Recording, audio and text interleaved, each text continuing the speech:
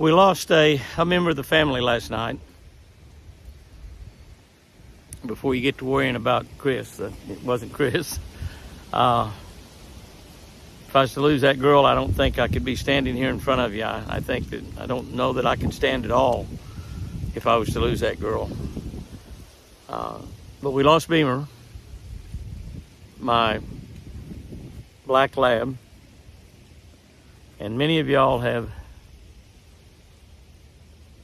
asked me to tell the story about Beamer, and I said that I would. I never did get around to doing that, and so now I want to tell you a little bit about Beamer.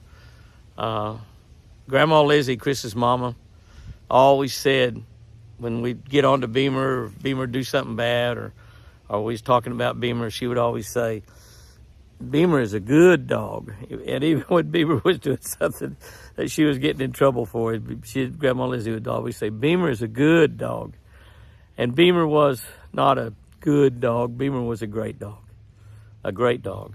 And what happened was she simply probably died of age. She'd been going downhill a little bit lately. We actually had her at the vet Friday.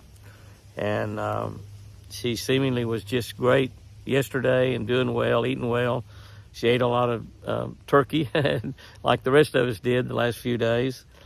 And she was just fine when we got home from church yesterday afternoon. Her and Bella both came out to meet us. We had taken 2 vehicles to church, and as we got back, they both ran out to meet us, and she was just fine. And as Sherry and Jack and Lightning and Stormy packed to leave, she was out with them all the time, running around and just all over and just in really good shape. But after Chris and I had eaten dinner last night, I took the pills out that the vet had given us a prescription for to give to Beamer, and laid 3 of them out there. And Chris reached over like she was going to take one. I said, no, those are not yours. Chris takes a lot of pills. Those are not yours. Those are Beamer's, and we'll wrap them up in some turkey. Chris and I had eaten. We're almost finally out of the turkey and dressing, but we'd eaten turkey and dressing, and we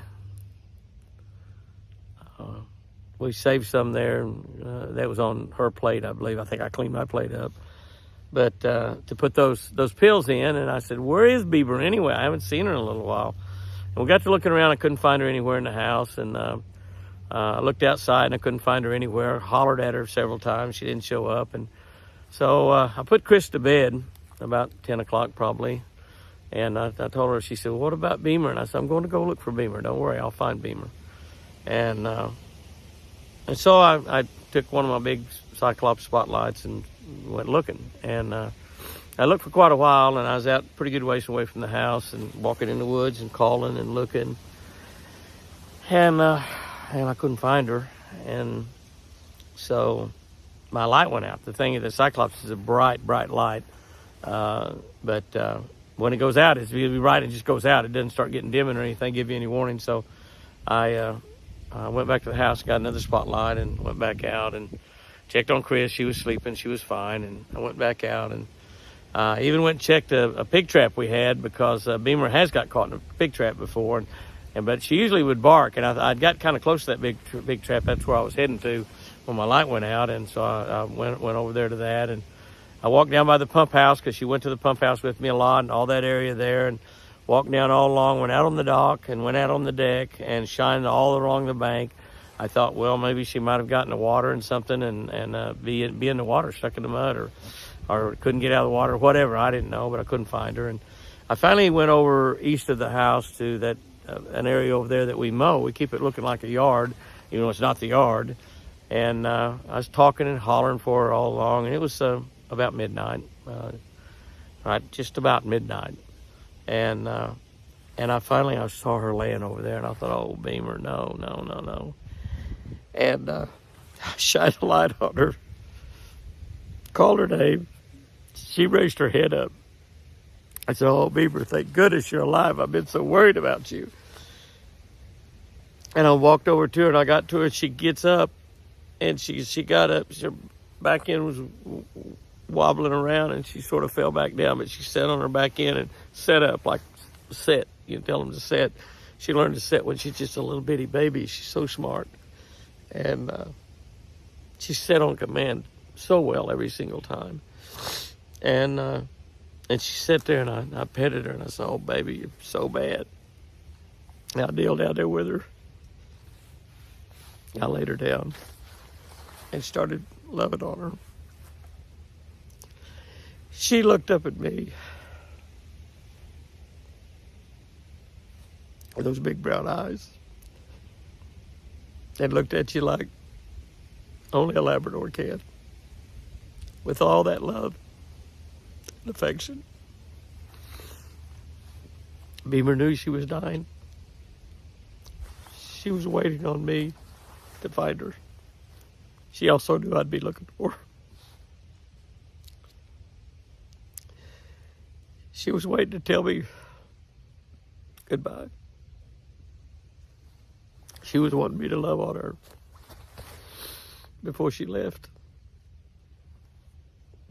You've heard stories of a mom or dad or a grandma or granddad staying alive for days while a son or daughter or loved one drove across the country to get there to say goodbye.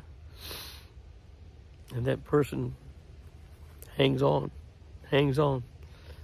until that son or daughter gets there. And they tell them goodbye that one last time here on this side of eternity. Beamer was doing that. Beamer was waiting on me.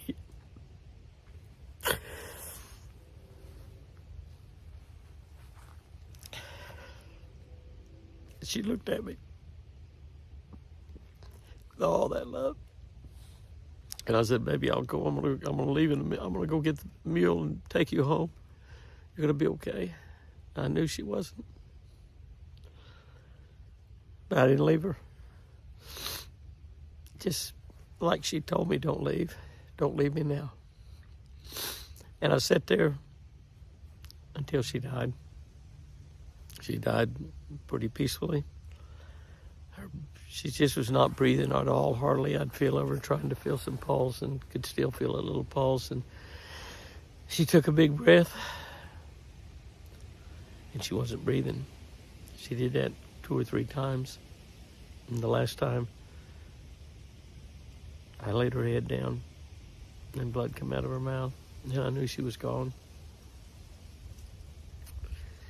But she waited to tell me goodbye. It was 12:30, 1 o'clock.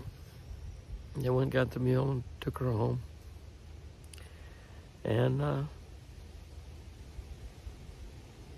Chris was still asleep. I got my phone and answered a couple hundred comments on YouTube to just try to put myself in a better mood. And I think maybe I did. But as I got ready to go to bed and I looked at Chris laying there, it was almost like she wasn't breathing. She's just laying there. She's not making any noise at all. And I could see that she was breathing. And I laid down there and snuggled up to her close. And I started praying. And I thank God for Beamer. God gives you those great pets. That's a gift. That's a blessing from God himself.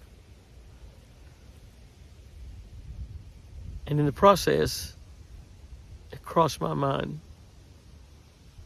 how difficult it would be to lose my beautiful girl. I'm not sure I would care to go on without Chris. And I started praying as hard as I've ever prayed. And I've prayed a lot the last 19 months. God, keep her alive. Keep her alive.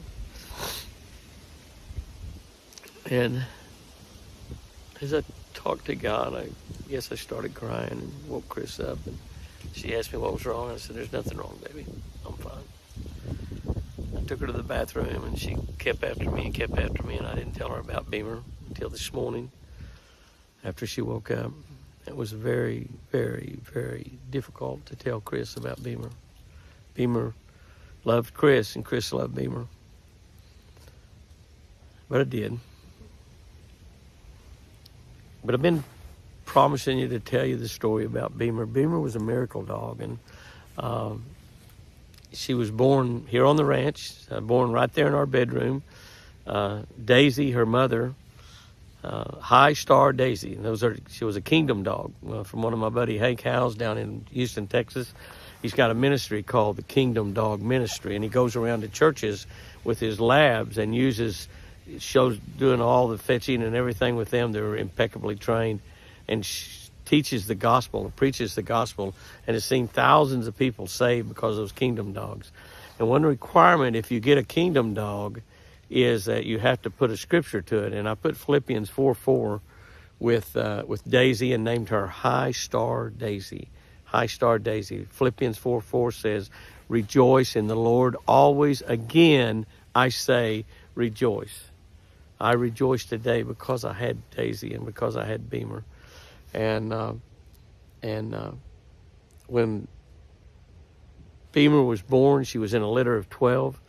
Born on December 9, Beamer would have been 10 years old in less than 2 weeks. 10 years old. We've been talking about it, as a matter of fact. 10 years old, December 9th.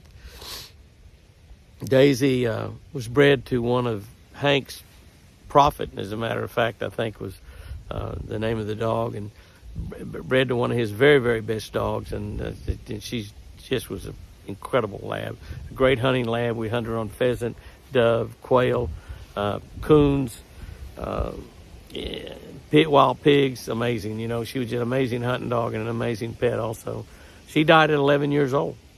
Labs, particularly if you hunt them during their lifetime, don't seem to make it much past 10 years old. I've heard of labs going 16, 17 years, but it's highly unusual for them to live past 10 or 11 or 12 years old. That's just, that's just the nature of the breed, I believe. But Daisy was bred to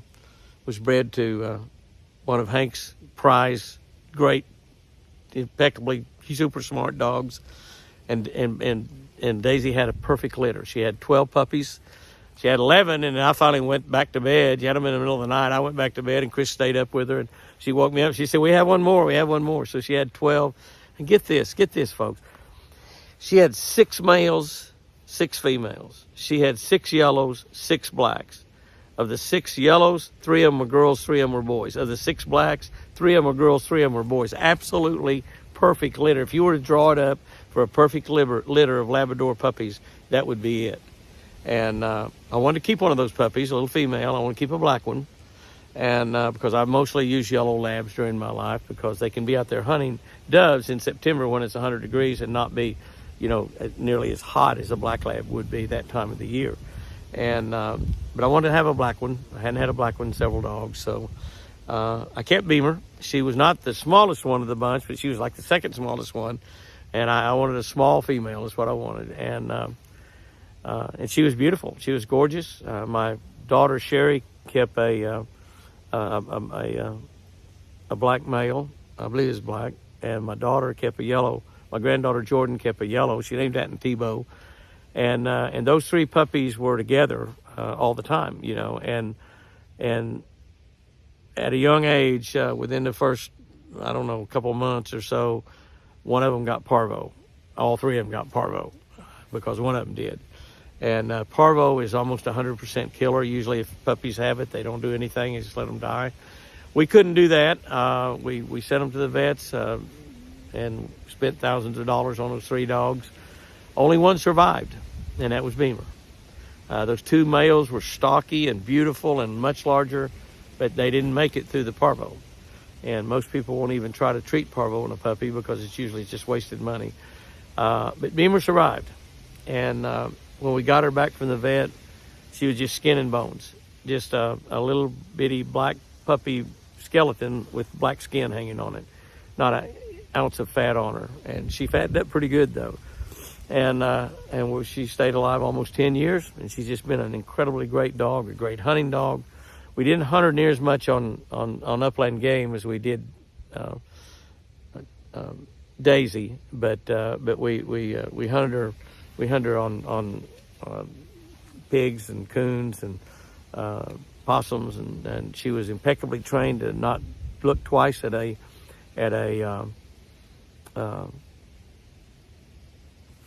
turkey or a deer. She would not pay any attention to rattlesnakes.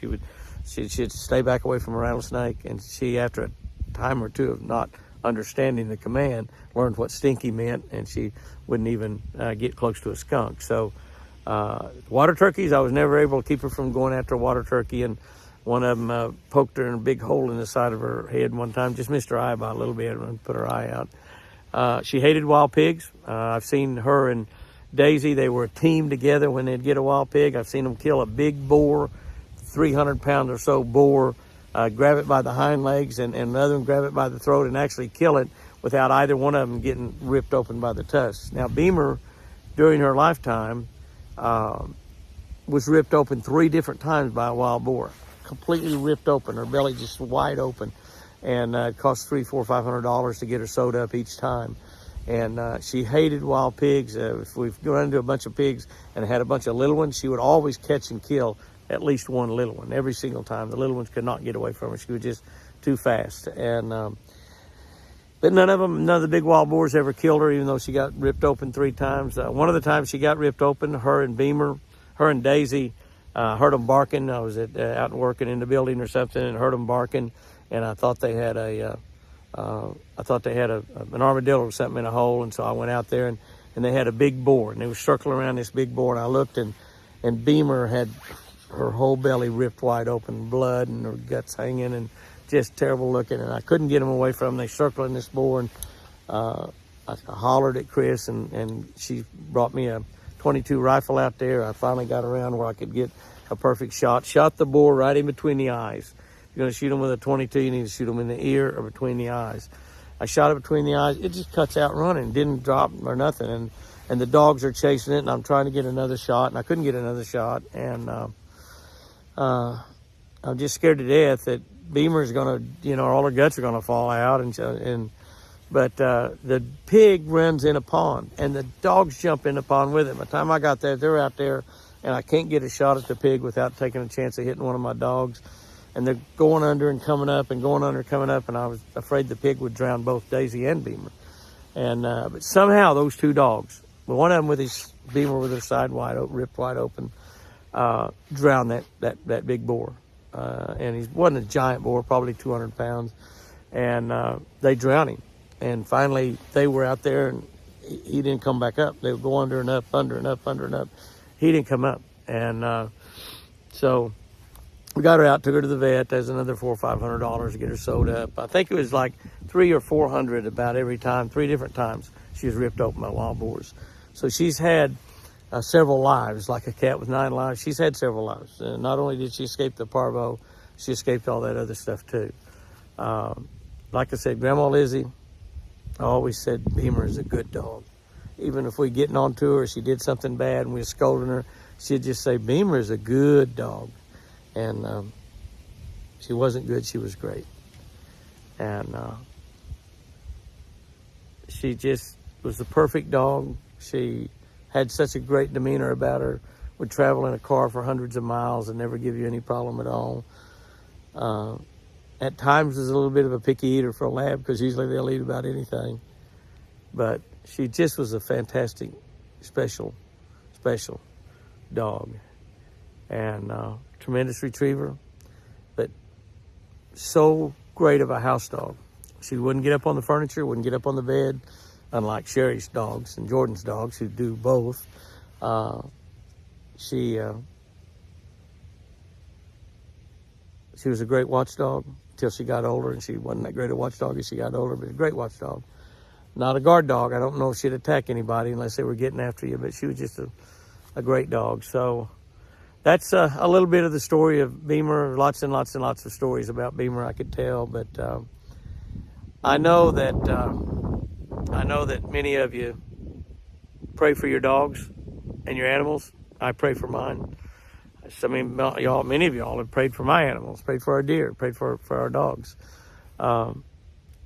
some of you ask about do we bury our dogs, and no, I did not bury Beamer. I took Beamer up to a high spot on the mountain, a special place where I took her mother, and I set Beamer up there and propped her up where she was just sitting there looking down over the mountain. And as you look at her, she looked perfect. She looked perfect. And that's the way I remember. Not out in that yard at 12:30 or 1 o'clock last night laying there with blood running out of her mouth. I won't remember that. But I'll remember her sitting there looking over that mountain.